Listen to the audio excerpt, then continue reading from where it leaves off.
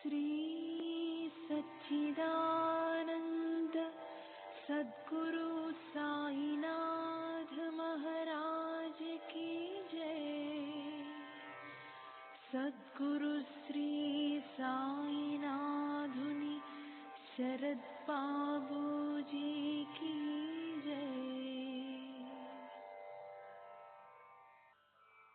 సాయి వంటి దైవంబు లేడోయి లేడోయి, ప్రజలందరి నోట సాయి నామం పలకాలి, సర్వత్రా సాయి రూపం రంజిల్లాలి, ముజ్జగాలు సాయి మహిమతో ముప్పిరి గొనాలి.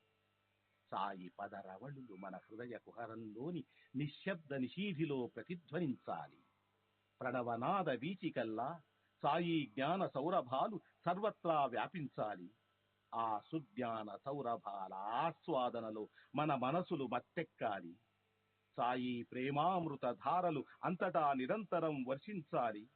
ఆ ప్రేమామృత ధారలలో తడుస్తూ, ఆ జ్ఞాన సౌరభాల మత్తులో ఆనందంగా నర్తిస్తూ సాయి వంటి దైవంబు లేడోయి లేడోయి అని అందరూ ఏకకంఠంతో గానం చేయాలి.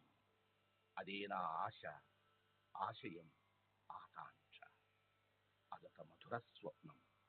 ఆ స్వప్న సాఫల్యం కోసం శ్రీ సాయినాథుని అనన్య ప్రేమతో, ఆర్ద్రతతో ప్రార్థించటమే మనం చేయగలిగింది, చేయవలసింది. శ్రీ బాబూజీ.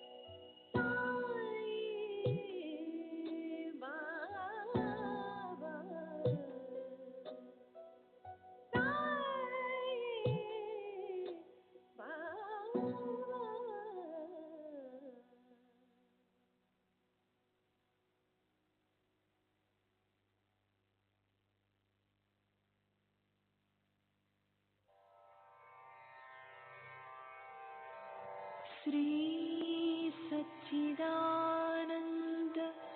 सद्गुरु साईनाथ महाराज की जय। सद्गुरु श्री साईनाथुनि शरद बाबू जी की जय।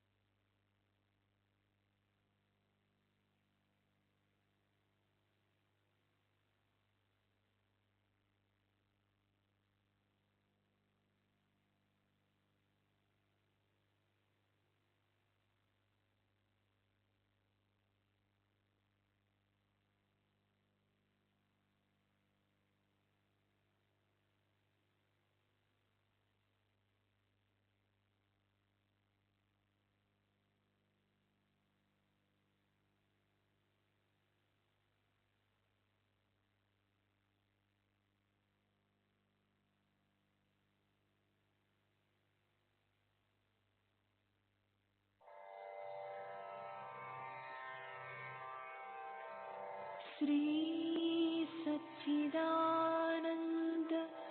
सद्गुरु साईनाथ महाराज की जय।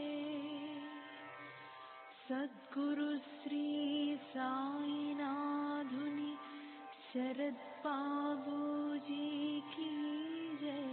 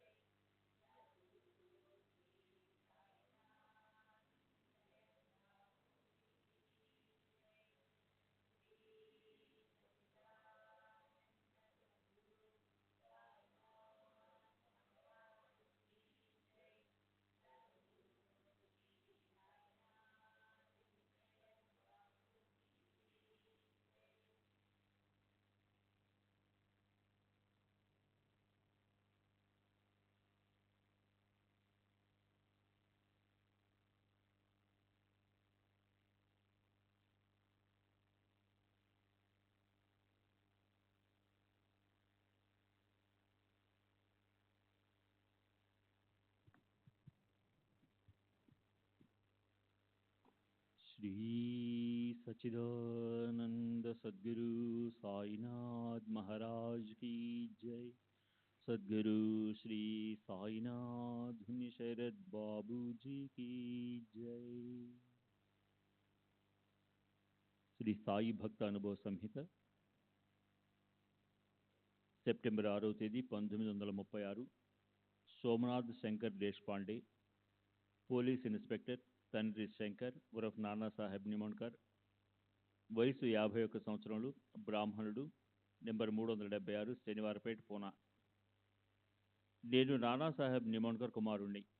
మా స్వస్థలమైన నిమోన్ షిరిడికి 20 మైళ్ళ దూరంలో ఉంది. నిమోన్ నుండి కోపర్గాం వెళ్లాలన్నా, కోపర్గాం నుండి నిమోన్ వెళ్లాలన్నా షిరిడి మీదుగానే వెళ్ళాలి. నిమోన్లో మాకు చాలా భూములు ఉన్నాయి. షిరిడిలో మా బంధువులు ఉన్నారు. షామా తండ్రి బల్వంతరావు దేశపాండే నాకు తాతయ్య అవుతాడు. ఆయనకు మా నాన్న అంటే అమిత ప్రేమ. బాబాను చూడాలని బల్వంతరావు ఎప్పుడూ మసీదుకి వెళ్ళినా దూరం నుంచే బాబా అతనిపై ఇటుకరాయి విసిరేవారు, లేదా విసురుతానని బెదిరించి తరిమేసేవారు.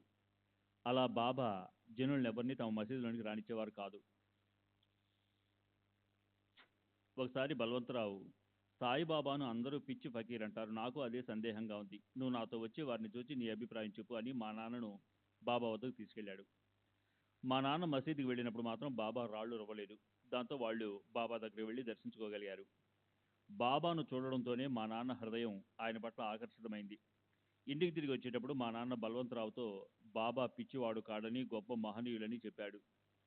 ఇంతకు మునుపు బాబా వద్దకు వెళ్ళినప్పుడు వారు తనపై రాళ్లు రువ్వేవారు కదా, మరి ఇప్పుడు ఎందుకు రువ్వలేదని బల్వంతరావు ఆశ్చర్యపోయాడు. అందుకు మా నాన్న, నీవు బాబాను పిచ్చివారని సందేహించావు, అందుకే అలా జరిగింది, నేను అలా సందేహించలేదు అని చెప్పాడు. అప్పటి నుండి మా నాన్న ఏడాదికి 2 ఏళ్లకు ఒకసారి బాబాను దర్శించేవాడు. బాబాపై భక్తి శ్రద్ధలు పెరగనారంభించిన తరువాత తరచుగా వారిని దర్శించుకునేందుకు వెళ్ళేవాడు. మా నాన్న సంగంనేర్ గౌరవ మ్యాజిస్ట్రేట్గా ఉన్నప్పుడు కలెక్టర్ పిఏగా పనిచేస్తున్న నానాసాహెబ్ చందోర్కర్ను కలిశాడు. చందోర్కర్ కూడా సాయిబాబాను ఆరాధించేవాడు. వారిరువురు బాబాను గురించి మాట్లాడుకునేవారు. చందోర్కర్ మసీదును పునరుద్ధరించడానికి చందాలు వసూలు చేసినప్పుడు మా నాన్న కూడా తనకు చేతనైనంత చందా ఇవ్వడమే గాక మసీదు పునర్నిర్మాణ కార్యక్రమాలను పర్యవేక్షించాడు. బాబా పనివాళ్లను మసీదు మరమ్మతు పనులను చేయనిచ్చేవారు కాదు. ఆ పనులకు అడ్డుపడి చేసిన పనులు తారుమారు చేస్తుండేవారు. అందువలన చాలా కాలం పునాదులు కూడా వేయలేకపోయారు. అందువల్ల బాబా చావడిలో నిద్రిస్తున్నప్పుడు మా నాన్న రాత్రులు త్వరితగతిన పనులు చేయించేవాడు. బాబాకు మా నాన్నపై ఎంతో నమ్మకం ఉంది. అందుకే 1916-18 సంవత్సరాలలో మా నాన్న షిరిడిలో ఉన్నప్పుడు బాబా ఆయనను షరాబుగా అంటే బ్యాంకర్గా చేశారు. బాబా తమకు వచ్చిన డబ్బును మా నాన్నకి ఇచ్చేవారు. ఇది చూసి మా నాన్నకు బాబా డబ్బు దానంగా ఇస్తున్నారని మాధవరావు కూడా పొరపడ్డాడు. మా నాన్నకి ఎవరి వద్ద నుండి డబ్బు తీసుకోవాల్సిన అవసరం ఉండేది కాదు. ఎందుకంటే మాకు భూముల ద్వారా వచ్చే సంవత్సర ఆదాయం 500 రూపాయల వరకు ఉండేది. మా నాన్న అవసరాలకు సరిపడా డబ్బు నేను పంపుతూ ఉండేవాడిని. అంతేకాకుండా మా నాన్న ఫకీరు డబ్బు ఎవరి చెంత నిలవదు అని తరచుగా బాబా చెప్పే మాటలు జీర్ణించుకుని ఉన్నవాడు. ఎవరైనా ఫకీరు డబ్బు తింటే ఎప్పటికైనా చివరి పైసా వరకు కక్కవలసి ఉంటుంది. ఇటువంటి డబ్బు కానుకల కంటే శ్రేష్టమైన మా ప్రాపంచిక పారమార్థిక ఉన్నదని మా నాన్న బాబా నుండి కోరుకుని వాటిని పొందాడు. కనుక బాబా డబ్బులు బాబా ఖర్చులకే ఉపయోగించేవాడు. బాబా స్వయంగా మా నాన్నని పిలిచి భక్తులకు ప్రసాదం పంచడానికి బర్ఫీ తెప్పించమను, దునిలోనికి పెద్ద మొత్తంలో కట్టెలు తెప్పించమను ఆదేశిస్తూ ఉండేవారు. మా నాన్నను మేము కాకా అని పిలిచేవాళ్ళం. గ్రామస్తులు కూడా అలాగే పిలిచేవారు. దాంతో బాబా కూడా కాకా అని పిలిచేవారు. బాబా ద్వారా మా నాన్న ఆధ్యాత్మిక లబ్ధిని పొందారన్న దానికి నిదర్శనగా ఈ క్రింది విషయం చెప్పగలను. మా నాన్న సంస్కృతంలో భాగవతాన్ని, ఇతర గ్రంథాలను పారాయణ చేయాలనుకున్నాడు. మా నాన్నకు సంస్కృతం రానందున చదవలేకపోయాడు. ఒకసారి బాబా ఆయనతో, బాబా నువ్వు ఎందుకు పారాయణ చేయవు? నిమోన్కర్, బాబా నాకు సంస్కృతం రాదు బాబా, అయినా పర్వాలేదు ప్రారంభించు. ఈ మసీదు తల్లి నీకు తప్పక సంస్కృతం నేర్పుతుంది, క్రమంగా నువ్వే నేర్చుకుంటావు. బాబా మాటల మీద నమ్మకంతో మా నాన్న శ్రీమద్ భాగవతం, దాని వ్యాఖ్యానం సంస్కృతంలో చదవడం మొదలుపెట్టాడు. అర్థం కాకపోయినా చదవడం కొనసాగించాడు. క్రమేణా మా నాన్నకు సంస్కృతం అర్థం కాసాగింది. అంతేకాదు బాబా ఆదేశం మేరకు భగవద్గీత, జ్ఞానేశ్వరి కూడా పారాయణ చేయగలిగాడు. అవన్నీ అర్థం చేసుకోగలిగాడు. నిత్యం సంస్కృత అధ్యయనం చేసే గొప్ప పండితులైన కాకాసాహెబ్ దీక్షిత్, జోగ్ మొదలైన వారి సందేహాలను మా నాన్న నివృత్తి చేసేవాడు. బాబా అనుగ్రహం వల్లనే మా నాన్న ఇంత చక్కగా అర్థం చేసుకోగలిగాడని వాళ్ళందరూ అన్నారు. కానీ బాబా ఒకసారి మా నాన్నతో, కాకా మనమెందుకు ఇతరులకు విసిదపరచాలి, అలా చేయడం వలన క్రమేణా మనలో అహం పెరుగుతుంది అని చెప్పి ఇతరులకు వివరించడాన్ని ఆపేయమన్నారు.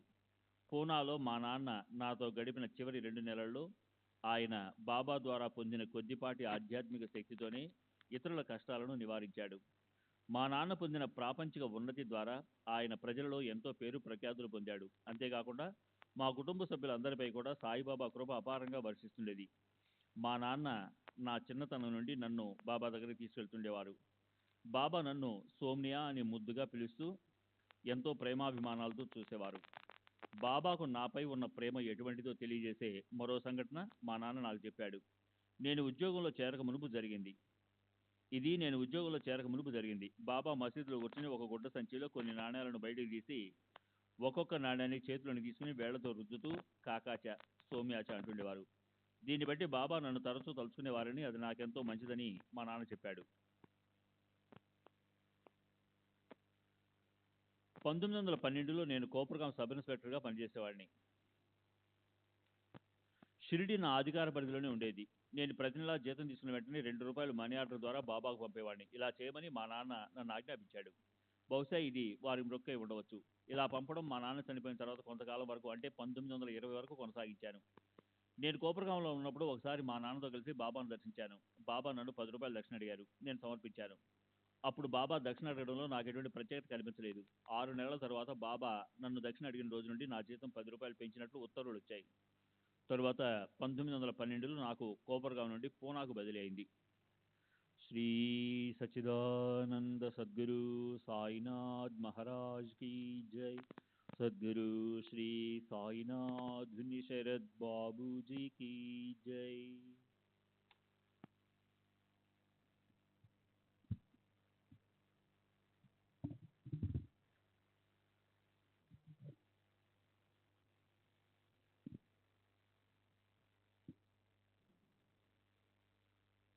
బాబా మా యోగక్షేమాలకు బాధ్యత వహించి ఉన్నారని తెలిపే సంఘటనలు ఎన్నో ఉన్నాయి. యోగక్షేమం వహామ్యహం. మా నాన్న జీవితంలో చివరి 3 సంవత్సరాల్లో బాబా ఆయన్ని కాపాడిన వైనం ముఖ్యమైనది. 1916లో నా భార్య గర్భవతిగా ఉన్నప్పుడు ఆమెకు సహాయంగా ఉండేందుకు మా అమ్మా నాన్నలను రమ్మని కబురు పెట్టాను. వాళ్ళు నిమోన్ నుండి పూనాకు బయలుదేరారు. అప్పుడు బాబా త్వరలోనే సమాధి చెందబోతున్నారనే వదంతులు వ్యాపించాయి. అందువల్ల మొదట వాళ్ళు షిరిడీ వెళ్ళి బాబాను దర్శించారు. అప్పుడు బాబా వాళ్ళని అక్కడే ఉంచేశారు. వాళ్ళను పూనా వెళ్ళటానికి కానీ తిరిగి నిమోన్ వెళ్ళటానికి కానీ అనుమతించలేదు. వారెందుకు అలా అనుమతి నిరాకరించారో మా నాన్నకు అర్థం కాలేదు. మాధవరావు మా నాన్న తరపున బాబాను అనుమతి కోరాడు. బాబా, నా మనుషులను చంపదలిచావా? ఏ కాకా నీ అపసౌమ్యమైన తింటున్నాడా? మాధవరావు, అతని కోడలు గర్భవతి, ఆమెకు సహాయం కావాల్సి ఉంది. బాబా, అరే కాకా, నీవేమీ ఆందోళన పడకు, భగవంతుడు సహాయం చేస్తాడు, మా నాన్నను ఉద్దేశించి అన్నారు. ఇంకా నన్ను సమాధి చేసి వెళ్ళు అని బాబా మా నాన్నతో అన్నారు. మా నాన్నను షిరిడీలో నిలిపివేసినప్పుడు వారు గుడ్డతో తమ చేతికి కట్టుకున్నారు. ఈ గుడ్డను 3 సంవత్సరాల వరకు విప్పకుండా ఉంచుకొని వారు సమాధి చెందటానికి 4 రోజుల ముందు మాత్రమే విప్పారు. బాబా సమాధి చెందిన 4 నెలల తర్వాత మా నాన్న మరణించాడు. ఆ విషయాన్ని ఆయన ముందే ఊహించి బాబా సమాధి చెందిన 3-4 రోజుల తర్వాత షిరిడీ విడిచి వెళుతూ మాధవరావుకు చెప్పాడు. నా తల్లిదండ్రులు షిరిడీలో ఉన్నప్పుడు వారు ఎలాగైనా మా దగ్గరకు వస్తారనే ఉద్దేశంతో మేము చివరి వరకు ప్రత్యామ్నాయం ఏర్పాటు చేసుకోలేదు. అకస్మాత్తుగా ఒక రాత్రి నా భార్య తనకు పురిటి నొప్పులు వస్తున్నాయని చెప్పింది. వెంటనే నేను 10 గంటల సమయంలో టాంగా తెప్పించుకొని ఆమెను పూనా మున్సిపల్ ప్రసూతి ఆసుపత్రికి తీసుకెళ్లాను. ఆమెను చూసుకోవాల్సిన నర్సు నాతో ప్రక్క గదిలో మాట్లాడుతూ ఉంది. సుమారు 11 గంటల సమయంలో అప్పుడే పుట్టిన బిడ్డ ఏడుపు వినిపించింది. నా భార్య ఎవరి సహాయం లేకుండా సుఖంగా మగబిడ్డను ప్రసవించింది. ఇంచుమించు అదే సమయంలో షిరిడీలో బాబా మా నాన్నతో ఒక స్త్రీ ఉంది, ఆమెను ఒక ప్రదేశానికి తీసుకెళ్లారు, ఆమె సుఖంగా మగబిడ్డను ప్రసవించింది అన్నారు. ప్రసవమైన వెంటనే నా సోదరునితో బాబాకు, అప్పుడు షిరిడీలో ఉన్న మా తల్లిదండ్రులకు మిఠాయిలు పంపాను. సాధారణంగా బిడ్డ పుట్టినప్పుడు ఆత్మీయులకు మిఠాయిలు పంచడం ఆనవాయితీ. వెంటనే పూనా బయలుదేరి వచ్చి ఇంట్లో తోడుగా ఉండమని మా తల్లిగారికి కబురు కూడా పెట్టాను. కానీ ఆమెను కూడా పూనా పంపటానికి బాబా అనుమతించలేదు. బిడ్డ పుట్టినప్పుడు బాబా అన్న మాటలను మా నాన్న నా సోదరునితో చెప్పాడు. అది 1916 భాద్రపదం.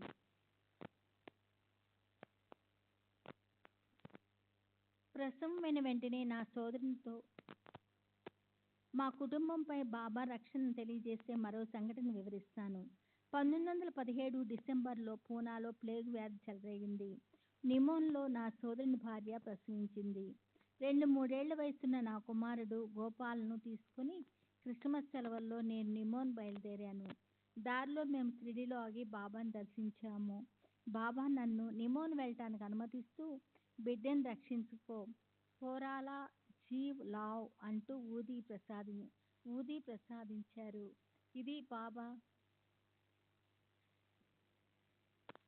ఇది బాబా నా కుమారుడు గోపాల్కి ఇచ్చిన ఆశీర్వాదం అనుకొని వాడి నొసటపై ఊది రాసి టాంగాలో నిమోన్ బయలుదేరాను. నేను నిమోన్ చేరేసరికి నా సోదరుని 12 రోజుల బిడ్డకు స్వస్తి చేసి అపస్మారక స్థితిలోకి వెళ్ళింది. ఒళ్ళంతా చల్లబడిపోయింది. తల్లిదండ్రులు ఆశలు వదులుకొని బిడ్డ మరణించిందని అనుకున్నారు. బాబా షిరిడీలో చెప్పింది ఈ బిడ్డ గురించేనని, గోపాల్ గురించి కాదని నాకు అప్పుడు అర్థమైంది. బాబా ఇచ్చిన ఊది కోసం వెతికాను, కానీ అది ప్రయాణంలో ఎక్కడో పడిపోయింది. నేను ఆ బిడ్డను నా ఒడిలో తీసుకొని కాపాడమని మనస్ఫూర్తిగా బాబాను ప్రార్థించాను. 15 నిమిషాల్లో బిడ్డ కోలుకుంది. క్రమేణా ఆరోగ్యం చేకూరింది. ఆ బిడ్డను దైవదత్తంగా భావించి దత్తా అని నామకరణం చేశారు. నేను షిరిడీ నుండి పూనా తిరిగి వెళ్దామనుకున్న సమయంలో పూనాలో ప్రబల్యం ఉన్న ప్లేగు ఇంకా తగ్గలేదు. కానీ నాకు సెలవులు లేకపోవడంతో నేను 3/1/1917లో తిరిగి డ్యూటీలో చేరవలసి ఉంది. కానీ బాబా నాకు అనుమతి ఇవ్వడానికి సమూహంగా లేరు. మా నాన్న బాబా చేతిలో ఊది పెట్టి నన్ను ఆశీర్వదించి పంపమని ఒత్తిడి తెచ్చాడు. మేము జనవరి 3వ తారీఖున పూనా చేరేసరికి మా ఇంటి యజమానికి ప్లేగు సోకి మంచంలో ఉన్నాడు. 4వ తారీఖున నా భార్యకు కూడా ప్లేగు సోకింది. నేను పిల్లలు ఎక్కడికి వెళ్ళలేక అక్కడే ఉండిపోయాము. బాబా నా భార్యకు కాక మమ్మల్ని అందరినీ కూడా కాపాడారు. వారి కృప వల్ల నా భార్య కోలుకుంది. కానీ ఆమె కంటి చూపు పోయింది. మేము ఊరి వదిలి ఆరోగ్య శిబిరానికి తరలి వెళ్ళడం మంచిదనిపించింది. ఆ విషయం బాబాను ముందుంచాము. వారు ఇల్లు ఎందుకు విడిచిపెట్టడం అని అనుమతించలేదు. మేము వారి ఆదేశాన్ని పాటించి క్షేమంగా ఉన్నాము. నా భార్యకు ఆరోగ్యం బాగా లేనప్పుడు కూడా మా నాన్నను పూనా రమ్మని అభ్యర్థించాము. మా నాన్న బాబాను అనుమతి కోరాడు. ఈసారి కూడా నన్ను సమాధి చేసిన తర్వాతే వెళ్ళు అన్నారు బాబా. 1917 మార్చిలోనో ఏప్రిల్లోనో నేను తీవ్ర అనారోగ్యానికి గురయ్యాను. బహుశా అది ప్లేగు కానీ టైఫాయిడ్ కానీ అయి ఉండవచ్చు. మా నాన్నను రమ్మని తిరిగి జవాబు వ్రాశాను. కానీ బాబా అప్పుడు కూడా మా నాన్నకు అనుమతి ఇవ్వలేదు. కానీ బాబా మా నాన్నతో ఎందుకు ఆందోళన పడతావు, నీ సౌమ్య త్వరలోనే కోలుకొని మనల్ని చూడటానికి ఇక్కడికి వస్తాడు అని అన్నారు. నా జ్వరం 21 రోజుల దాకా తగ్గలేదు. ఆ సమయంలో కేవలం నీరు మాత్రమే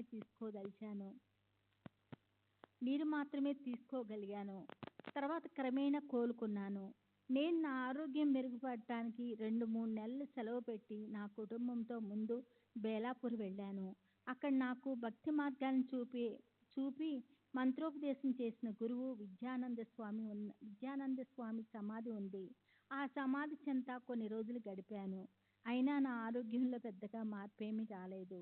చాలా బలహీనంగా ఉన్నాను. అక్కడికి మా అమ్మ వచ్చి మమ్మల్ని షిరిడీ తీసుకెళ్ళింది. అప్పుడు బాబా నాకు ప్రతిదినము కొంత కిచిడీ పెట్టమని ఆదేశించారు. మా అమ్మ అలాగే చేసింది. నేను షిరిడీలో 1 నెల రోజులు గడిపిన తర్వాత నా ఆరోగ్యం కుదుటపడింది. బాబా సమాధి చెందటానికి కొన్ని రోజుల ముందు నేను వారి వద్ద ఉన్నాను. అప్పుడు బాబాకు అనారోగ్యంగా ఉంది. భక్తులందరూ ఆదుర్దాగా ఉన్నారు. నేను తిరిగి వెళ్లేందుకు సెలవు కోరితే బాబా అనుమతించేందుకు ఇష్టపడలేదు. కానీ నాకు పని ఉన్నందువల్ల నేను పూనా వెళ్ళిపోయాను. బాబా సమాధి చెందిన 3 రోజుల తర్వాత మా నాన్న షిరిడీ నుండి నిమోన్కు వెళ్ళి అక్కడి నుండి అహ్మద్ నగర్ వెళ్ళాడు. అప్పుడు నాకు పార్శ్వపు నొప్పి వచ్చింది. మా నాన్నకు కబురు పెట్టాను. నా కోరిక మేరకు పూనా వచ్చారు. అప్పటి నుండి మరణించే వరకు అంటే 2 నెలలు నా దగ్గరే ఉన్నారు. ఆ చివరి రోజుల్లో నిరంతరము బాబా ధ్యాసలోనే గడిపేవారు. ఆయన ఆయన దగ్గరకు వచ్చిన వారందరినీ సాయిబాబాగా చూసేవారు. మా నాన్న మొదటి నుండి రామభక్తుడు. నిజానికి బాబాకు రామునికి తేడా లేదు. మా నాన్న శ్రీరామ్ అని పలికి తన తుది శ్వాస విడిచారు. బాబా సశరీరులుగా ఉండగా వారికి 4 రోజులు సేవ చేసుకునే భాగ్యం నాకు దక్కింది. ఒకసారి మా నాన్న సాక్ష్యం చెప్పడానికి అహ్మద్ నగర్ వెళ్ళి అక్కడ 4 రోజులు ఉండవలసి వచ్చింది. మా నాన్న తాను బాబాకు చేసే సేవలకు అంతరాయం కలగకుండా ఆయన బదులు నన్ను షిరిడీలో ఉంచాడు. కానీ ఒక తేడా ఉంది. మా నాన్న వృద్ధుడు కాబట్టి కూర్చొనే సేవ చేసేవాడు. నేను యువకుణ్ణి కాబట్టి నిలబడి సేవ చేసేవాడిని. ఇది చాలా శారీరక శ్రమతో కూడుకున్నది. రోజంతా బాబాకు అందుబాటులో ఉంటూ వారి ఆజ్ఞలను పాటిస్తూ వారు విశ్రమించే వరకు వారి పనులన్నీ చేయటం చిన్న విషయమేమీ కాదు. ఆ రోజుల్లో బాబా నాకు ఒక దివ్య దర్శనాన్ని ప్రసాదించారు. ఒకసారి నేను మసీదులో ఉన్నాను. బాబా తమ గద్దెపై కూర్చొని ఉన్నారు. శ్యామ మెట్ల దగ్గర కూర్చొని ఉన్నాడు. అప్పుడు బాబా నాకు మారుతిగా సాక్షాత్కారం ఇచ్చారు. అకస్మాత్తుగా బాబా శరీరము మాయమై అక్కడ మారుతి రూపం దర్శనమైంది. ఆ రూపానికి తోక ఉన్నదో లేదో మాత్రం నేను గమనించలేదు. నేను మాధవరావుతో అదిగో చూడండి బాబా మారుతిగా దర్శనమిచ్చారు అన్నాను. నిస్సందేహంగా బాబా రామభక్తులే. చావుడి ఉత్సవం అప్పుడు బాబా మారుతి ఆలయం ఎదురుగా నిలబడి ఏదో ఉచ్చరిస్తూ 15-20 సార్లు తమ చేతిని మారుతి వైపు ఊపేవారు. నేను బాబా సమక్షంలో ఉన్నప్పుడు నా స్వాభావికమైన ప్రాపంచిక ఆలోచన మాయమై సరికొత్త ఆలోచనలు కలిగేవి. దీర్ఘకాలం మా నాన్న బాబా సన్నిధిలో గడిపినందువల్ల ఆయన సమర్థత, స్వభావము ఎంతో పరిణతి చెందాయి. బాబాతో మా నాన్నకు ఉన్నంత సాన్నిహిత్యం నాకు లేదు. 1918 నవంబర్లో మా నాన్న అహ్మద్నగర్లో ఉండగా నాకు పార్శ్వపు నొప్పి వచ్చింది. నేను అది అపెండిసైటిస్ అనుకున్నాను. దాంతో నా ఉత్తరం అందుకొని మా నాన్న పూనా వచ్చి నాతో ఉన్నారు. ఆయన నాకు ఊది రాశారు. ఆ మరుసటి రోజు నుండి నొప్పి మాయమైపోయింది. నా సోదరుడు నాతో ఉన్నాడు. అతనికి క్షయరోగ లక్షణాలు కనిపించాయి. మా నాన్న అతనికి బాబా ఊది తీర్థం ఇచ్చాడు. అతను కోలుకున్నాడు. నా సోదరుని కుమారుడైన దత్తునికి తలంతా దురదలు వచ్చాయి. ఇది కూడా మా నాన్న ఊది ఇవ్వడంతో మాయమైపోయింది. మా నాన్న ఆచార వ్యవహారాల్లో ఎంతో నిష్ఠాగరిష్ఠుడిగా ఉండేవాడు. బాబా మా నాన్న ఆచారాన్ని గౌరవించి అందుకు విరుద్ధమైన ఏ ప్రసాదాన్ని ఆయనకి ఇచ్చేవారు కాదు. బాబాకు ఒక పాదంలో మత్స్యము, రెండో పాదంలో ధనుస్సు గుర్తులు స్పష్టంగా ఉండడం నేను చూశాను. ఇలాంటి గుర్తులు గొప్ప మహాత్ములకు మాత్రమే ఉంటాయి. శ్రీ సచ్చిదానంద సద్గురు సాయినాథ్ మహారాజ్ కీ జై. సద్గురు శ్రీ సాయినాథుని శరత్ బాబూజీ కీ జై.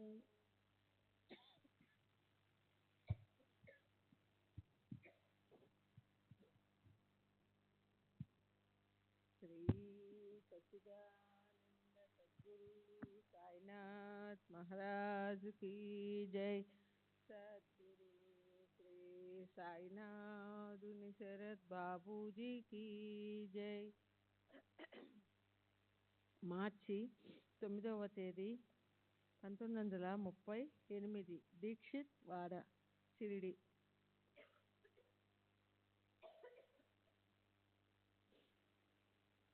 మాధవరావు దేశపాండే ఉరఫ్ శ్యామ. వయసు సుమారు 80 సంవత్సరాలు, బ్రాహ్మణుడు. ఉపాసిని బాబా మొదట షిరిడీ వచ్చినప్పుడు దీక్షిత్ వాడాలో బస చేసేవాడు. ఆయన అప్పటికి అనారోగ్యంతోనే ఉన్నాడు. నేను చనిపోయాను అని నిద్రలో కలవరిస్తూ ఉండేవాడు. తనకు సహాయపడవలసిందిగా బాబాను అర్థించమని నన్ను కోరాడు. నేను బాబా దగ్గరికి వెళ్ళి ఉపాసిని శాస్త్రి మరణ భయంతో ఉన్నాడని చెప్పాను. అప్పుడు బాబా, ఈ జాగా షిరిడి మరణించేందుకు కాదు, తరించేందుకు ఉంది. మరణ్ కో నై, తరుణ్ కో హై ఏ జాగా అన్నారు. ఉపాసిని అందరిలాగే నేను ఒక గూఢాచారిగా భావించాను. కానీ తాను గూఢాచారిని కానని ఆయన నాకు భరోసా ఇచ్చాడు. మొదట ఉపాసిని వచ్చినప్పుడు బాబా ఆయనను షిరిడీలోనే ఉండమన్నారు, లేదా 8 రోజులకల్లా తిరిగి రమ్మన్నారు. కానీ ఉపాసిని దానికి అంగీకరించలేదు. దూలే షిరిడీకి చాలా దూరంలో ఉన్నదంటూ మరెవరో కారణాలు చెప్పాడు. దూలే షిరిడీకి చాలా దూరంలో ఉన్నదంటూ మరేవో కారణాలు చెప్పాడు. చివరికి ఆయన దీక్షిత్ వాడాలో 2 సంవత్సరాలు మరేవో కారణాలు చివరికి ఆయన దీక్షిత్ వాడాలో 2 సంవత్సరాల 3 నెలలు నివసించాడు. ఆయన రెండవసారి షిరిడీ వచ్చిన 15 రోజుల తర్వాత బాబా ఆయనను ఖండోబా ఆలయంలో 4 సంవత్సరాల పాటు ఉండమన్నారు. 4 సంవత్సరాల తర్వాత ఖండోబా అనుగ్రహం లభిస్తుందని చెప్పారు. వాడాలోని క్రింది అంతస్తులో జిఎస్ కపర్డే చేసే పారాయణ కార్యక్రమంలో ఉపాసిని శాస్త్రి తదితరులు పాల్గొనేవారు. ఉపాసిని శాస్త్రి ఖండోబా ఆలయంలో నివసించేటప్పుడు రాత్రులు వాడాలోని పై అంతస్తులో ఎక్కువ సమయం మాట్లాడుతూ గడిపేవాడు. బాబా నాకన్నా 4 సంవత్సరాలు చిన్నవాడినని చెప్పారు. కానీ వయసులో నాకన్నా పెద్దవాడిగా కనిపించేవారు. అది ఈ జన్మకు సంబంధించినది అయి ఉండదు. పూర్వ జన్మలో వారితో నాకున్న అనుబంధాన్ని గురించి బాబా, నీవు నేను గత జన్మలో ఒకే వీధిలో నివసించే వాళ్ళం అన్నారు. 3 సంవత్సరాల పాప శాంతి ఖీర్ వండీకర్ బావిలో పడినప్పుడు బాబా ఆ పాపకు దెబ్బ తగలనీయకుండా పట్టుకున్నారు. బాబా అనుగ్రహం వలన ఆ పాప రక్షింపబడింది. ఆమె బాబా సోదరిగా చెప్పుకునేది. ఈ సంఘటన 1915 ప్రాంతంలో జరిగింది. అప్పుడు ఆ పాప తండ్రి బాబా ఖీర్ వండీకర్ షిరిడీలోనే నివసించేవాడు. ఆ పాప బావిలో పడినప్పుడు కాకాసాహెబ్ దీక్షిత్, బూటి మొదలైన భక్తులు కూడా షిరిడీలో ఉన్నారు. ఇప్పుడు ఆమెకు వివాహమై తన భర్తతో మన్మాడుకు 30 మైళ్ళ దూరంలోనున్న మాలేగాంలో నివసిస్తూ ఉంది. మా కుటుంబం నిమోన్కు చెందింది. నేను పుట్టినది కూడా అక్కడే. నాకు 2 సంవత్సరాల వయసున్నప్పుడు మా నాన్న ఇక్కడికి వచ్చి స్థిరపడ్డాడు. నేను పెరిగింది, చదివింది ఇక్కడే. నేను షిరిడీలో ఉన్న పాఠశాలలో సహాయ ఉపాధ్యాయునిగా పనిచేసేవాడిని. నాతో పాటు లక్ష్మణ్ మాస్టర్ అను మరో ఉపాధ్యాయుడు కూడా పనిచేసేవాడు. నానా రత్న్ పాటి మా హెడ్ మాస్టర్. మా స్కూలు శ్యామకర్ణ కోసం గుర్రం కోసం నిర్మించిన గుర్రపుశాల ఉన్న చోట ఉండేది. స్కూలు గోడకున్న కిటికీ నుండి పక్కనే ఉన్న మసీదు కనిపించేది. ప్రజలందరూ పిచ్చిపక్కిరిగా భావించే బాబాను నేను ఆ కిటికీ గుండా అప్పుడప్పుడు చూస్తూ ఉండేవాడిని. అప్పుడు నాకు వారిపై గౌరవ భావం ఉండేది కాదు. నేను రాత్రుల్లో స్కూల్లో నిద్రిస్తున్నప్పుడు బాబా ఇంగ్లీషు, హిందీ మొదలైన భాషల్లో మాట్లాడుతూ ఉండడం వినిపించేది. ఆ సమయంలో మసీదులో ఉన్నది బాబా ఒక్కరే. అప్పుడు అందరూ అనుకున్నట్లు బాబా పిచ్చివాడు కాదని, అద్భుత శక్తులు గల మహాత్ములని నాకు నమ్మకం కలగసాగింది. నేను షిరిడీలో ఉపాధ్యాయునిగా 5-6 సంవత్సరాలు పనిచేసిన తర్వాత నాకు మరో ప్రాంతానికి బదిలీ అయ్యింది. అప్పుడు నా స్థానంలో గను మాస్టర్ నియమించబడ్డాడు. ఉద్యోగాన్ని వదిలేసిన తర్వాత అప్పుడప్పుడు బాబాను దర్శించేవాడిని. తర్వాత 5-6 నెలలకు బాబా దైవం అన్న నమ్మకం కలిగింది. చిదంబర కేశవ గాడ్గిల్ అను భక్తుడు పూనాకు చెందిన భీమశంకర ఆలయంలో నివసిస్తున్న సాధువును దర్శించాడు. ఆ సాధువు గాడ్గిల్ను షిరిడీలో ఉన్న శ్రీ సాయిబాబా వద్దకు వెళ్ళమని ఆదేశించాడు. వారి ఆదేశం మేరకు అతను షిరిడీ వచ్చాడు. అప్పుడు నేను స్కూల్లోనే పనిచేస్తున్నాను. ఇక్కడ ఒక గొప్ప సాధువు ఉన్నారట కదా, ఎక్కడున్నారు అని నన్ను అడిగాడు. నేను షిరిడీలో అలాంటి వారు ఎవరూ లేరని చెప్పి మసీదు వైపు చూపిస్తూ, ఇక్కడ ఉన్నది ఈ పిచ్చి పకీరే అని బదులిచ్చాను.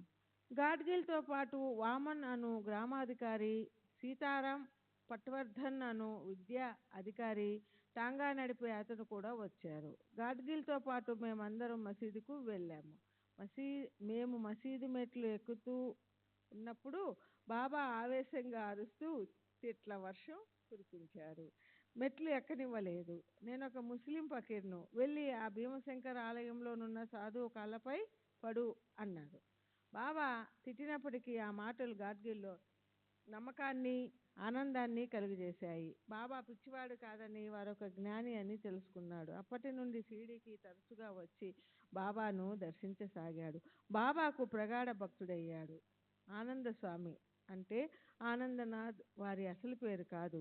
1878 ప్రాంతాలలో సమాధి చెందిన అక్కల్కోట్ మహారాజు భక్తుడు. ఆయన యవలాకు 6 మైళ్ళ దూరంలోనున్న సవర్గాం అను గ్రామంలో ఒక మఠాన్ని స్థాపించి నివసించేవారు. ఆ స్వామి కేవలం కౌపీనం మాత్రమే ధరించేవారు. వారు సాక్షాత్కారం పొందిన గొప్ప మహనీయులు.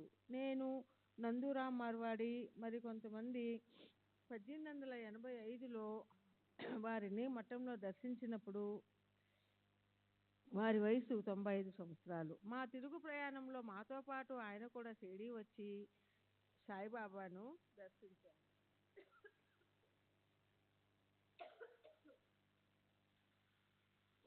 ఆయన సాయిబాబా ఒకరినొకరు చూసుకున్నారు, కానీ ఏమీ మాట్లాడలేదు.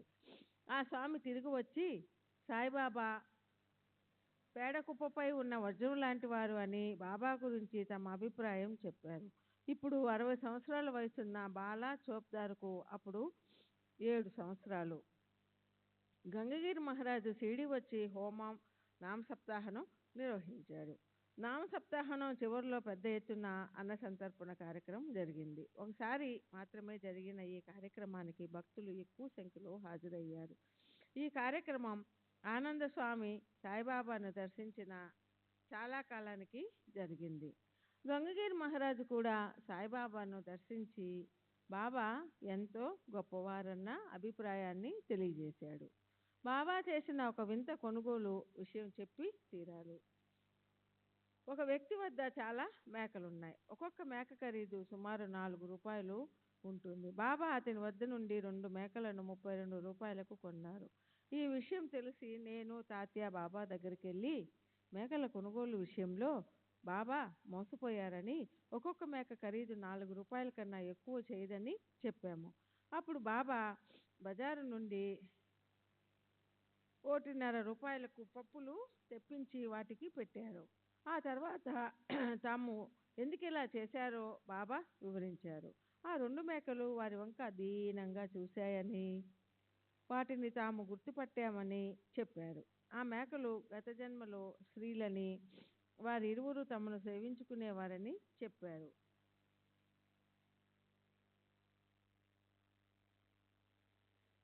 ఆ మేకలు అని చెప్పారు. కానీ వాళ్ళిద్దరూ తీవ్రంగా కొట్లాడుకుంటూ చివరకు ఒకరినొకరు చంపుకున్నారు.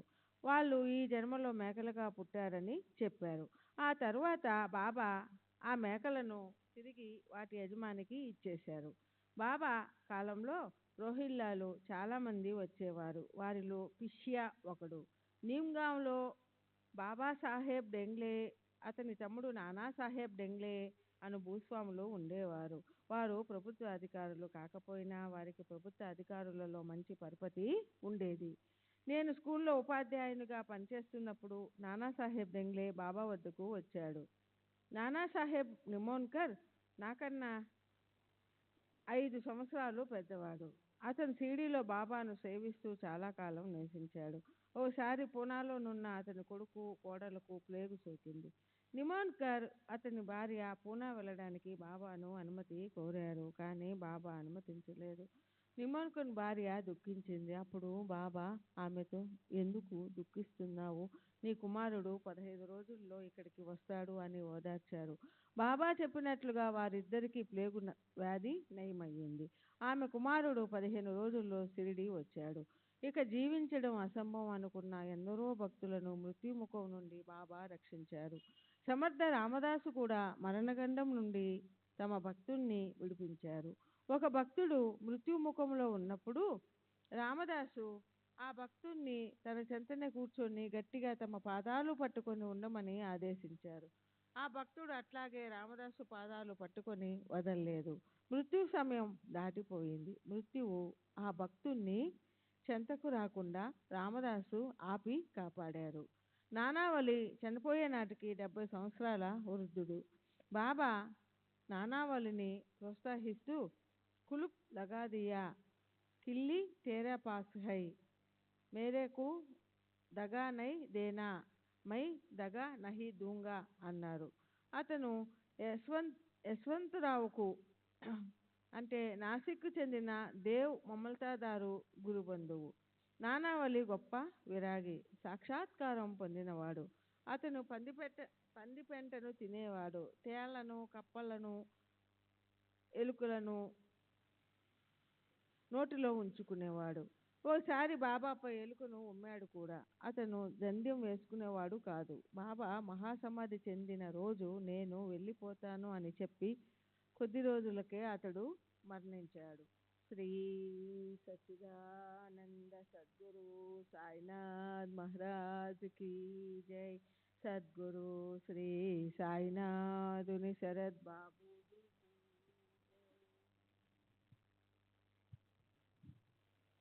श्री सच्चिदानंद सद्गुरु साईनाथ महाराज की जय. सद्गुरु श्री సాయినాథుని శరత్ బాబూజీకి జై. సెప్టెంబర్ 26వ తేదీ 1936. శ్రీ కొలంబో ఉరఫ్ డివి సంబారే, వయసు 57 సంవత్సరాలు, గౌడ్ సారస్వత్. బాబా మసీదులో చిలుం పీలిస్తూ తమ దగ్గర కూర్చొని ఉన్న భక్తులకు ఇస్తున్నారు. అప్పుడు నేను బాబాకు కొంచెం దూరంగా మెట్ల దగ్గర కూర్చొని ఉన్నాను. నాకు బీడీలు తాగే అలవాటు ఉంది. నాకు ఒకసారి చిలుం పీల్చాలన్న కోరిక కలిగింది. ఈ ఆలోచన వచ్చినదే తడువుగా బాబా, అరే అబ్బాయి ఇలారా, ఎందుకు అంత దూరంగా కూర్చున్నావు, దగ్గరికి రా, వచ్చి చిలుం పీల్చు. అరే పోరా ఇక్డే లాం ఖలాలా బస్లా జవల్ ఏ చిలుం గే అని పిలిచి చిలుం చేతికిచ్చారు. నేను వారితో కలిసి చిలుం పీల్చాను. నా కోరిక తెలుసుకుని నాకు చిలుం ఇచ్చినందుకు వారి సర్వజ్ఞతకు, కరుణకు నేను ఎంతో ఆనందించాను. పొగ పీల్చే అలవాటేగాక నాకు హానికరమైన త్రాగుడు అలవాటు కూడా ఉంది. 1/2/1917 తేదీన నాకు ఒక కల వచ్చింది. కలలో బాబా నా ఛాతిపై కూర్చుని, ఒరే ఏం చేస్తున్నావు, పోరా కాయ్ కర్తో అంటూ గద్దిస్తూ నా ఛాతిపై ఒత్తిడి పెంచి నేను త్రాగుడు మానివేస్తానని చెప్పిన దాకా ఛాతిపై నుండి లేవలేదు. మరుసటి రోజు నుండి త్రాగుడును పూర్తిగా మానివేశాను. నాకు 15/2/1917 తేదీన ఒక కఠిన పరీక్ష ఎదురైంది. మా ఆఫీసు మేనేజరు వారి పిల్లలకు వీడ్కోలు ఇచ్చే సందర్భంగా ఒక విందు ఏర్పాటు చేసి నన్ను కూడా ఆహ్వానించాడు. మా మేనేజరు గ్లాసులో విస్కీ, సోడా పోసిచ్చి త్రాగమని నన్ను ఒత్తిడి చేశాడు. అటువంటి వాతావరణంలో బాబా ప్రస్తావన తీసుకుని రావడం ఇష్టం లేక, డాక్టరు నన్ను మద్యం మానేయమని చెప్పారు అని చెప్పాను. కానీ మా మేనేజరు ఆ అభ్యంతరాన్ని పట్టించుకోకుండా త్రాగమని బలవంత పెట్టాడు. ఇంతలో ఒక అద్భుతం జరిగింది. కరెంటు పోయి లైట్లు ఆరిపోయాయి. మేనేజర్ కరెంటు ఎందుకు పోయిందో తెలుసుకోవడానికి వెళ్ళాడు. చీకటిలో నా ప్రక్కన కూర్చున్న అతను నా గ్లాసులోని విస్కీ తాగేశాడు. మేనేజర్ వచ్చి తన కోరిక మేరకు నేను త్రాగాను అని భావించి సంతృప్తి చెందారు. బాబా దక్షిణ అడగడంలో ఒక నీతి దాగి ఉండేది. అది మనలోని డంబాలు పలుకు గుణం, దురాశ, మొక్కులు తీర్చకుండా ఎగవేయుట మొదలైన వాటిని నశింపచేసేది. పై సంఘటన జరిగిన కొన్ని నెలల తరువాత నేను ఒకసారి షిరిడీలో ఉన్నప్పుడు బాబా భక్తులందరినీ దక్షిణ అడిగారు, కానీ నన్ను మాత్రం అడగలేదు. నేను నా దురలవాటు మార్చుకున్నందుకు ప్రతిఫలంగా బాబా దక్షిణ విషయంలో నాకు మినహాయింపు ఇచ్చారని అనుకున్నాను. వాడాకు వెళ్ళిన తరువాత భక్తులతో బాబా నన్ను మాత్రం దక్షిణ అడగకపోవడం గురించి దంబాలు పలికాను. వెంటనే నన్ను మసీదుకి రమ్మన్నట్లు బాబా నుండి ఆదేశం రావడంతో నేను వెళ్ళాను. బాబా నన్ను 2 రూపాయలు దక్షిణ అడిగారు. నేను సమర్పించాను. బొంబాయిలోని ముగాబత్తుకు చెందిన ముద్రణాలయం యజమాని కూడా బాబాను దర్శించేందుకు షిరిడీ వచ్చాడు. అతని వద్ద 18 రూపాయలు కొంత చిల్లర ఉంది. అతను ఆ డబ్బంతా దాచమని నాకు ఇచ్చాడు. ఎందుకంటే బాబా తనను దక్షిణ అడిగినప్పుడు తన దగ్గర డబ్బు లేదని చెప్పి తప్పించుకోవచ్చని అతని ఉద్దేశం. నేను బాబాకు 2 రూపాయలు దక్షిణ ఇవ్వడానికి వెళ్ళినప్పుడు అతడు మసీదులో ఉన్నాడు. బాబా అతనిని కూడా 2 రూపాయలు దక్షిణ అడిగారు. అతను తన దగ్గర డబ్బు ఏమీ లేదని చెప్పబోయేలోగా నన్ను చూపించి ఇతని దగ్గర తీసుకుని ఇవ్వు అన్నారు. తను పన్నిన పన్నాహం బాబాకు తెలిసిపోయిందని గ్రహించి అతను నా దగ్గర దాచిన డబ్బు నుండి 2 రూపాయలు తీసుకుని బాబాకు సమర్పించాడు.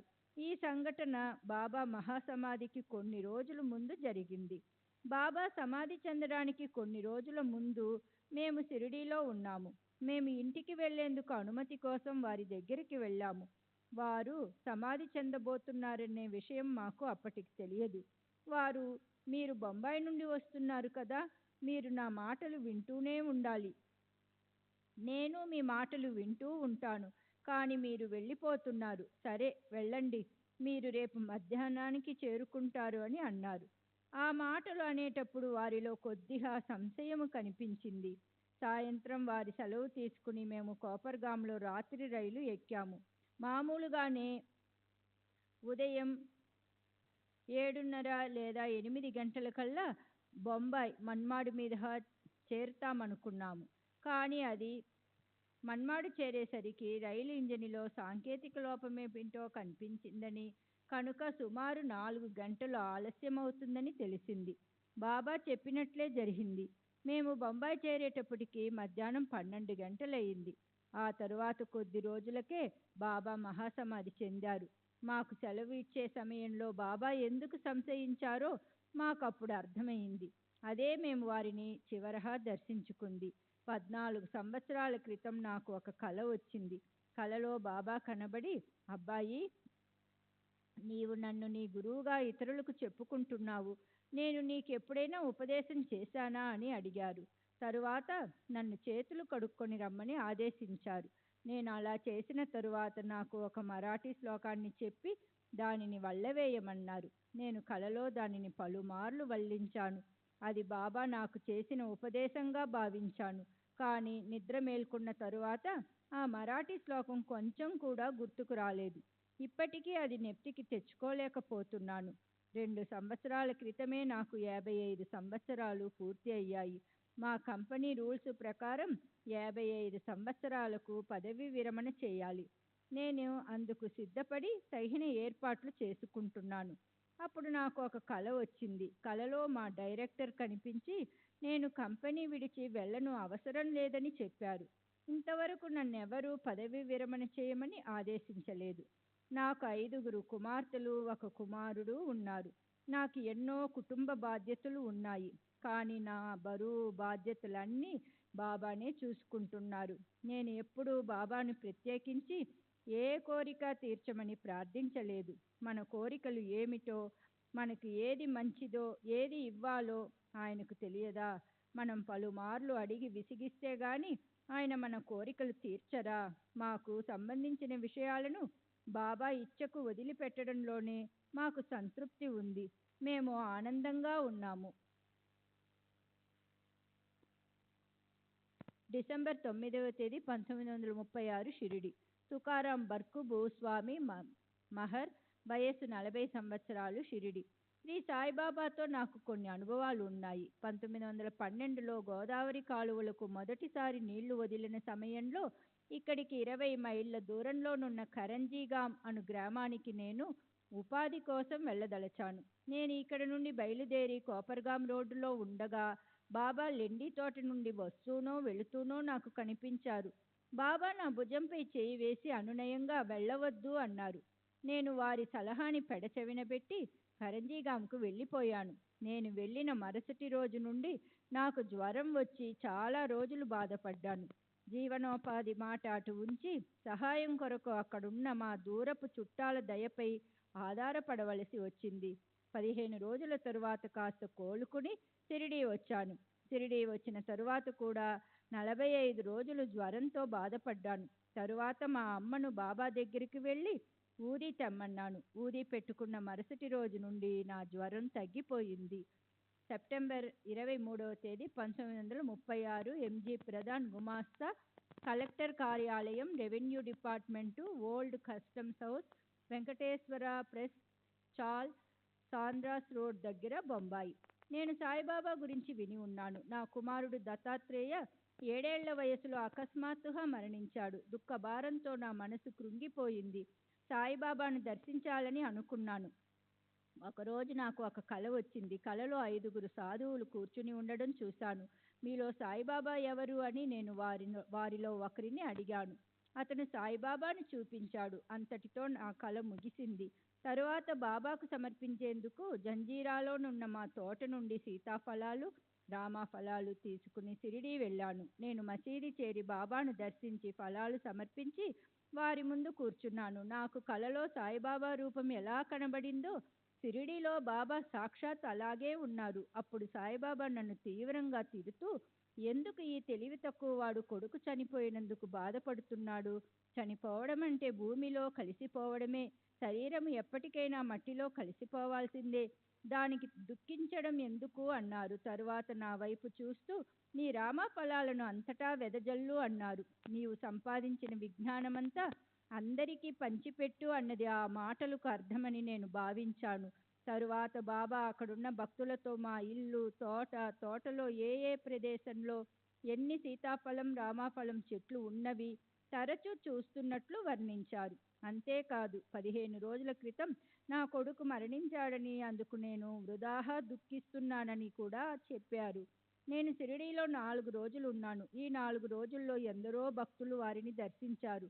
బాబా ఒకవైపు నా దుఃఖాన్ని తొలగిస్తూనే నా గురించే కాక తమ దగ్గరికి వచ్చే భక్తులందరి వృత్తాంతాలు తమకు తేట తెల్లమని నాకు తెలియజేయడం ద్వారా వారిపై నాకున్న భక్తి విశ్వాసాలను దృఢపరిచారు.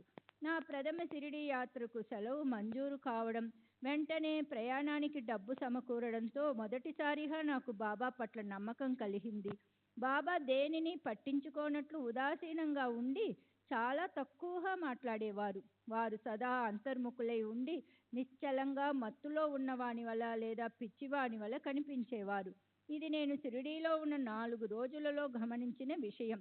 నేను తిరిగి 1935 వరకు షిరిడీ వెళ్ళనప్పటికీ నాకు బాబాపై ఏర్పడిన నమ్మకం నా ప్రాపంచిక ఆధ్యాత్మిక ఉన్నతికి ఎంతో దోహదపడింది. నాకు ఎప్పుడు ఏ కష్టం వచ్చినా బాబా స్వప్న దర్శనం ద్వారా నన్ను ఆదుకునేవారు. కానీ గత 2 సంవత్సరాలుగా నాకు అలాంటి దర్శనాలు కలుగలేదు. బాబా సమాధి చెందిన ఎన్నో సంవత్సరాలకు నా కుమారుణ్ణి బ్రతికించిన అపూర్వ సంఘటన గురించి చెప్పి తీరాలి. 1932లో నా చిన్న కుమారునికి తీవ్రంగా జ్వరం వచ్చింది. 3-4 రోజుల జ్వరం తరువాత వాడి నాడి అందలేదు. నాకు అనుమానం వచ్చి మా డాక్టర్ మిస్టర్ కే ఎంబీబీఎస్కు కబురు పెట్టాను. మిస్టర్ జే ఎంబీబీఎస్కు కబురు పెట్టాను. అతను క్షుణ్ణంగా పరీక్షించి నాడి ఆగిపోయిందని, బిడ్డ మరణించాడని చెప్పాడు. నా భార్యను ఓదార్చడం కూడా మొదలుపెట్టాడు. కానీ పిల్లవాడు మరణించాడని నేను నమ్మలేకపోయాను. పిల్లవాడి ముందు బాబా ఫోటో పెట్టి వాడి నుదుటికి ఊది రాసి బాబాను ఆర్తిగా ప్రార్థించసాగాను. అది చూసి డాక్టరు నాది మూఢనమ్మకం అన్నాడు. కానీ నేను సాయిబాబా భగవంతుడని, వారు తప్పక నా బిడ్డను బ్రతికిస్తారని చెప్పాను. ఇలా 45 నిమిషాలు గడిచిన తరువాత పిల్లవాడికి స్పృహ వచ్చి లేచి కూర్చున్నాడు. ఏమీ జరగనట్లు ఆడుకోసాగాడు. ఇది బాబా చేసిన అద్భుత లీల. శ్రీ సచ్చిదానంద సద్గురు సాయినాథ్ మహారాజ్ కీ జై. సద్గురు శ్రీ సాయినాథ్ నిసరత్ బాబూజీ కీ జై.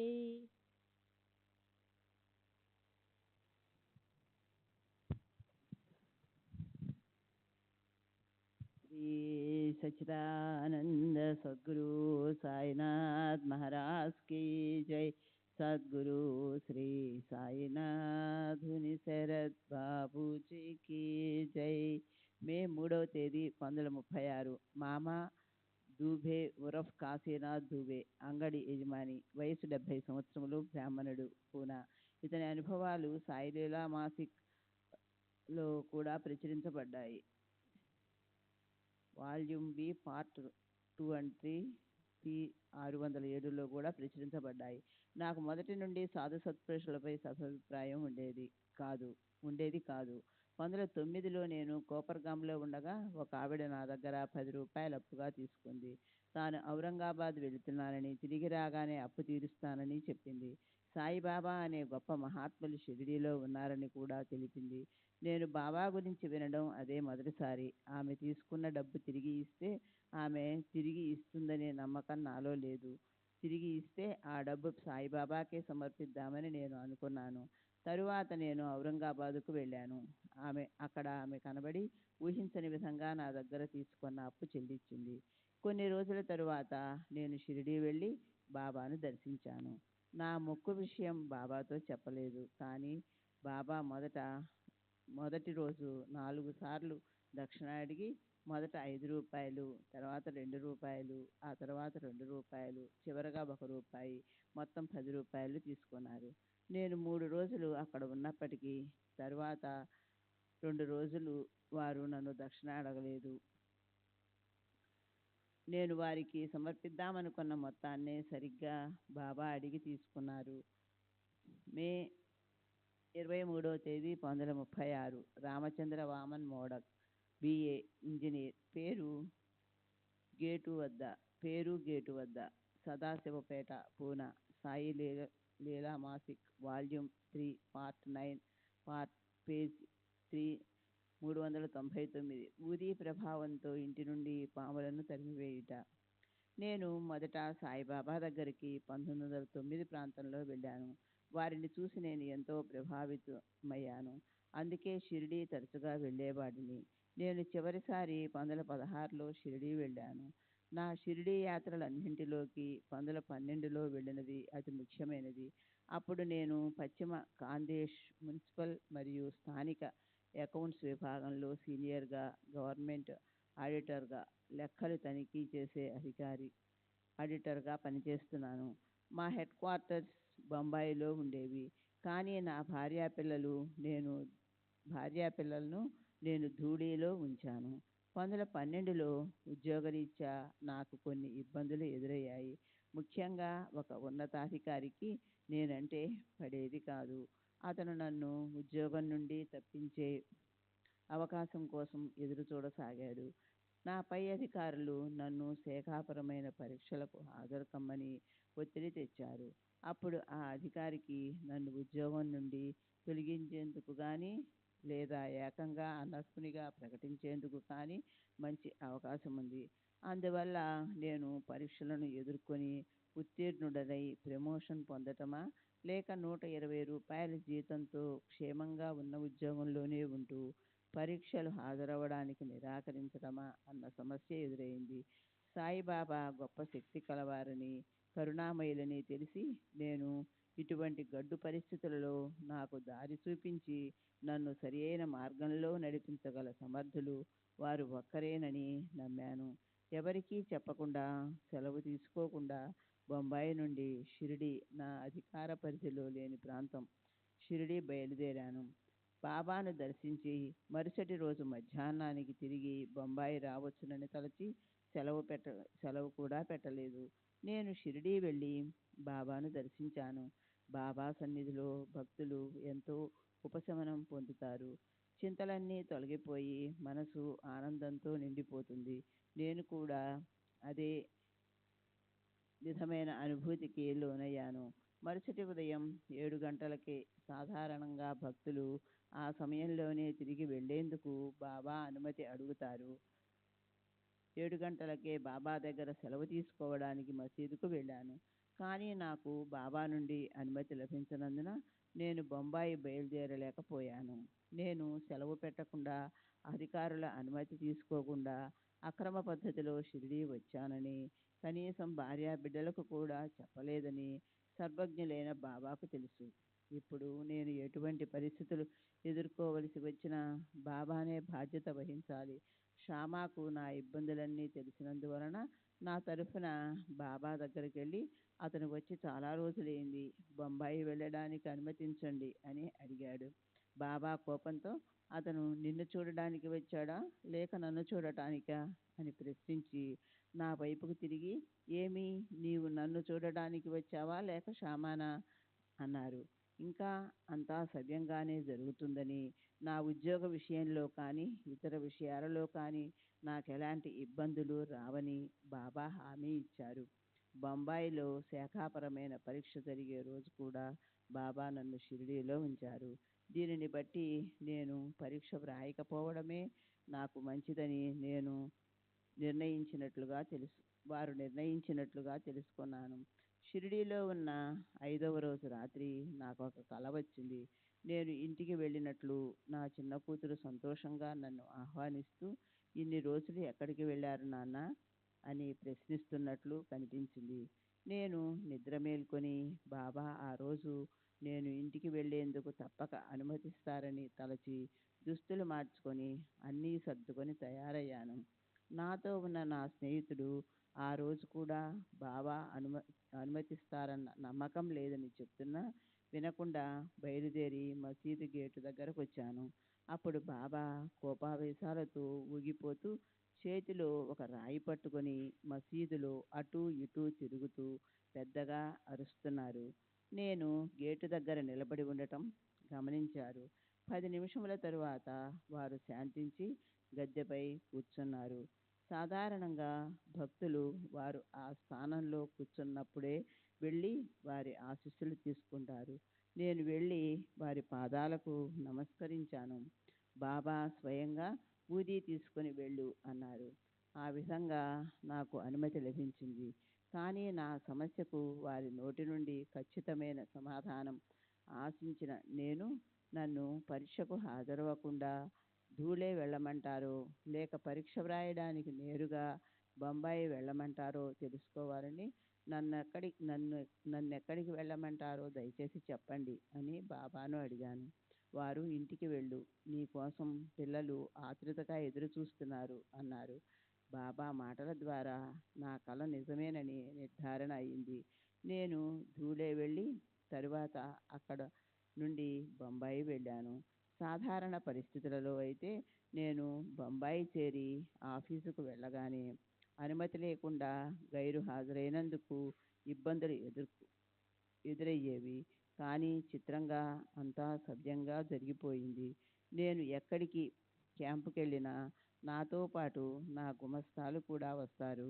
కానీ వారికి నేను ఎక్కడికి వెళ్ళింది తెలియక ఆశ్చర్యపోయారు. నా భార్యా పిల్లలు మాత్రం నేను బొంబాయి ఆఫీసులోనే ఉన్నానని అనుకున్నారు. మొత్తానికి బాబా కృప వలన అనుమతి లేకుండా సెలవుపై వెళ్ళడం అధికారికంగా గుర్తించకపోవడంతో ఉద్యోగపరంగా ఎలాంటి ఇబ్బందులు తలెత్తలేదు. నేను షిరిడీ నుండి బొంబాయి వెళ్లేందుకు సహజంగా మన్మాడు మీదుగానే వెళ్ళాలి. ఆ ప్రాంతపు డిప్యూటీ కలెక్టర్ మన్మాడు క్యాంపులో ఉండి నన్ను మన్మాడులో ఆగమని నాకు ఉత్తరం రాశాడు. నేను షిరిడీ నుండి బయలుదేరుతూ డిప్యూటీ కలెక్టర్ను మన్మాడులో కలుసుకోవాలని అనుకుంటుండగా బాబా, వదిలే, అతనక్కడ లేడు, తొందరేమీ లేదు అన్నారు. బాబా అలా ఎందుకు చెప్పారో నాకు అర్థం కాలేదు. నేను మన్మాడులో దిగేటప్పటికీ డిప్యూటీ కలెక్టర్ ఏదో టెలిగ్రామ్ వచ్చిందని, క్యాంపును రద్దు చేసి ఇంకో చోటికి వెళ్ళాడని తెలిసింది. ఎప్పటిలాగే బాబా చెప్పింది నిజమైంది. షిరిడీలో ఉన్న 6 రోజులలో బాబా నాకు ఆధ్యాత్మిక అనుభవాలను ప్రసాదించి ఎంతో ప్రభావితం చేశారు. వారే నా సర్వస్వమని, నా ఇహపర విషయాల గురించి నేను ఆలోచించవలసింది ఏదీ లేదని అనిపించింది. నేను షిరిడీలో గడిపిన రోజులు నా జీవితంలో ఎంతో ముఖ్యమైనవి, విలువైనవి. నాకు వేదాంత శాస్త్ర గ్రంథాధ్యయనం పట్ల మక్కువ, గురి. బాబా పట్ల ఎందరో భక్తులకు ఉన్నంత భక్తి శ్రద్ధలు నాకు ఉండేవి కావు. అప్పటికి నా మనసులో ప్రాపంచిక వాసనలు పోలేదు. 1912లో నేను బాబా నుండి ఏమి పొందాను అన్నదానికి 1914లో నాకు నిదర్శనం దొరికింది. మార్గదర్శిగా సాయిబాబా విలువను, వారు నాకు ప్రసాదించిన అనుభవాలను మరొక గొప్ప మహాత్ముడు నా మనసుకు హత్తుకునేలా తెలియపరిచాడు. ధూలేకు వెళ్ళే మార్గంలో ఉన్న సోన్గిర్లో గోవిందభువ అనే గొప్ప మహనీయులున్నారని, నేను ఇంటికి వెళ్ళే దారి అదే కనుక వారిని దర్శించమని ఒక స్త్రీ నాతో చెప్పింది. కానీ నేను మధ్యలో అడగడానికి వీలుపడని విధంగా కార్యక్రమాన్ని రూపొందించుకొని నేరుగా ధూళేకు టాంగా మాట్లాడుకున్నాను. విధి విలాసం వల్ల నేను మా వంటవాడు కలిసి ప్రయాణిస్తున్న టాంగా మధ్యలో చెడిపోయి సరిగ్గా సోన్గిర్ వద్ద ఆగిపోయింది. టాంగా ఇనుప చక్రం బయటకు వచ్చేయడంతో అది సరిచేయడానికి 3 గంటలు పడుతుందని చెప్పారు. శ్రీ సచ్చిదానంద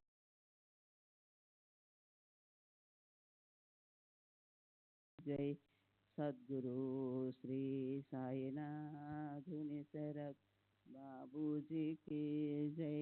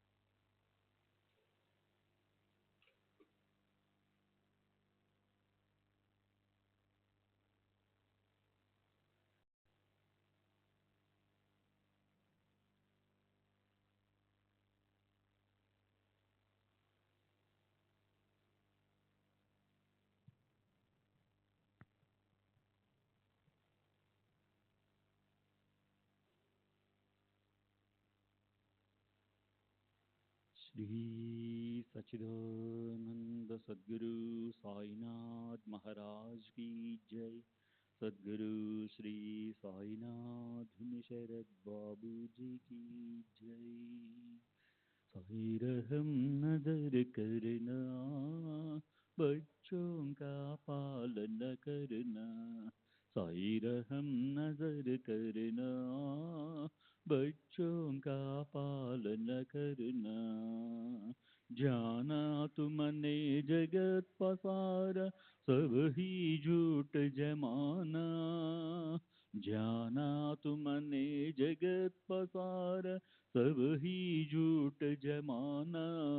साई रहम नजर करना, बच्चों का पालन करना. साई रहम नजर करना, बच्चों का पालन करना. मैं अंधा हूँ बंदा आपका, मुझसे पथ दिखलाना। मैं अंधा हूँ बंदा आपका, मुझसे पथ दिखलाना। साई रहम नजर करना, बच्चों का पालन करना। साई रहम नजर करना, बच्चों का पालन करना। दासगण कहे अब क्या बोलूं, थक गई मेरी रसना। दासगण कहे अब क्या बोलूं, थक गई मेरी रसना। साई रहम नजर करना, बच्चों का पालन करना। साई रहम नजर करना, बच्चों का पालन करना। रहमो नजर करो अब मोरे साई, तुम बिना नहीं मुझे माँ बाप भाई। रहमो नजर करो मैं अंधा हूँ बंदा तुम्हारा। मैं अंधा हूँ बंदा तुम्हारा। मैं ना जानू, मैं ना जानू, मैं ना जानू। अल्लाह इलाही, रहमो नजर करो, रहमो नजर करो अब मोरे साई। तुम बिना नहीं मुझे माँ बाप भाई। रहमो नजर करो का ही जमाना मैंने गमाया। काली जमाना मैंने गमाया। साथी आखिर का, साथी आखिर का, साथी आखिर का, तुम बिन कोई। रहमो नजर करो, रहमो नजर करो अब मोरे साई। तुम बिना नहीं मुझे माँ बाप भाई। रहमो नजर करो अपने मस्जिद का झाड़ू गड़ू है। अपने मस्जिद का झाड़ू गड़ू है। मालिक हमारे, मालिक हमारे, मालिक हमारे, तुम बाबा साई। रहमो नजर करो, रहमो नजर करो अब मोरे साई। तुम बिना नहीं मुझे माँ बाप भाई। रहमो नजर करो। श्री सच्चिदानंद सद्गुरु साईनाथ महाराज की जय। सद्गुरु श्री साईनाथ धुनि शरद बाबू जी की जय।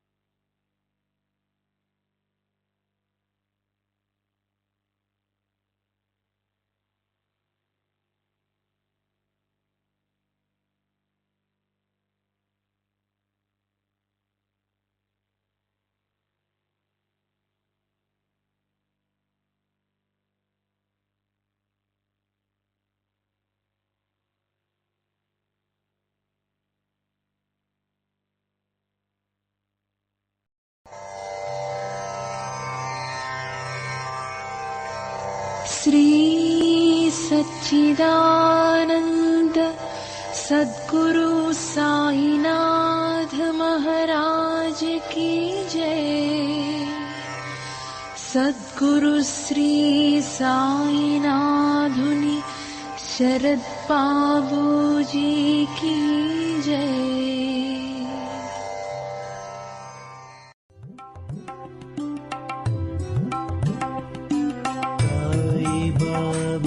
Sai Baba